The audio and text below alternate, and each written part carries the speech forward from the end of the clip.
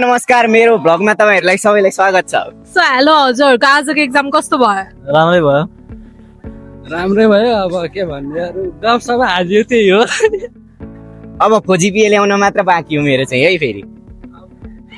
चल्ने बताउँछ हैन। अब लेख्न चाहिँ लेखेको हो गफको माध्यममा यानिपिले नम्बर दियो भने चाहिँ पास भन्छ, नत्र त्यही हो खाडीमा गइन्छ। म्याथको एक्जाम एकदमै राम्रो भयो किनभने क्वेसन सोचेको जस्तै पढेको जस्तै आएको थियो, प्र्याक्टिस गरेको क्वेसन आएको थियो, त्यसैले राम्रो भयो। A+ आउँछ? भन्न सकिन्न, आउनु पनि सक्छ नआउनु पनि सक्छ, गर्न चाहिँ गरेको छ। जस बी गर्छ होला सायद, त्योभन्दा बढी त झन्डै +70 जति आउँछ होला सायद। पास हुन्छु। राम्रो भयो। एकदम राम्रो भएको छ। एकदम राम्रो भएको एकदम राम्रो भयो हैन। A+ चाहिँ नभनौ, जे भने पास त हुन्छ।